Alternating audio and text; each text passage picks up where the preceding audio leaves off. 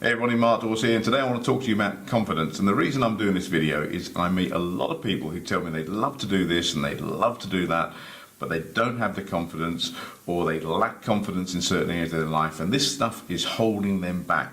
Now let me tell you straight away, when you apply that narrative to your life, like I don't have the confidence to do something, what you're doing is you are overgeneralizing it. Because in other areas of your life, you're confident of doing certain things. You're confident of driving a car, you're confident of taking your kids to school, you're confident of baking a cake, you're confident of doing all sorts of things, probably going to the gym, giving advice to other people. In all these areas, you're confident. But when it comes to doing something new, you go, I haven't got the confidence. And that probably means is you're trying to eat an elephant in one go. Now let me explain what I mean. The way that they actually do this, the way to gain confidence in any new area is to chunk things down, is to actually break things down into little bits. So set yourself achievable goals. So if I'm going to do something and I'm going to write a training course or a program or a blog post on something that I don't have a lot of knowledge about, I break it down into bite-sized chunks so I can do this, and that makes it more achievable for you. That helps me get things done. The other thing I do is I make lists. So I will write lists of all the things I need to do, and then I'll cross them off. And at the end of the day, I've got more things crossed off than I've got left, so I feel confident in having achieved something throughout the day. I also monitor my progress regularly, and this is something you can do very easily, and as I've just said to you, the listing is one thing you can do. Exercise is a great way of improving your confidence, because if you feel physically better, you feel physically fit, then your confidence in your ability will increase as well, so take more exercise. Be a bit fearless as well, speak your mind, have an opinion, take a risk, not a gamble. There's a difference between a gamble and a risk. Take a calculated risk and do stuff. Now I do this all the time when it comes to things like advertising and marketing.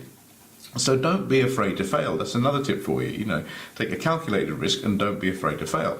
So when I'm testing marketing campaigns, for example, I'll have a number of adverts that I'll run.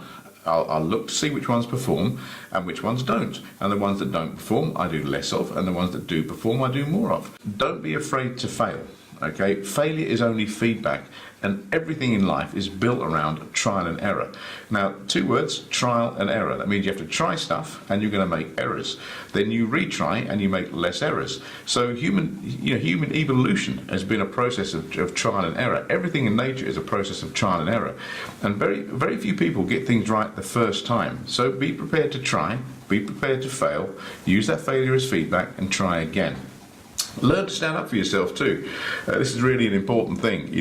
Some people have an opinion about you. Stand up for yourself. It's only their opinion. If you're right, be right, and tell them so. Follow through on commitments. If you start something, make sure you're going to finish it, and think long term. Okay, have a long-term strategy. So if you're thinking that in a year or 6 months or 2 years or 5 years, that's what you're going to achieve, then chunk that down and make those goals achievable too. Other stuff I've got on here, I'm just making some notes. I'll make some notes before I do this for you. Is don't worry about what other people think. I really don't care about what other people think. And here's my last tip for you. Okay, do more of what makes you happy. So whatever makes you happy, whatever floats your boat, whatever makes your heart sing, do more of that, and do less of what doesn't make you happy. Now, years ago, before I left home, my father gave me one bit of advice, and I've always stuck with this, and it's stayed with me right up until my age now. And he said, son, the minute you stop enjoying it, don't do it anymore, because life's too short. So do more of what makes you happy, less of what doesn't, and live life on your terms. I hope that helps. If you like what you hear, like it. If you want to share it, please share it far and wide and leave a comment. Thanks for listening. Speak to you soon.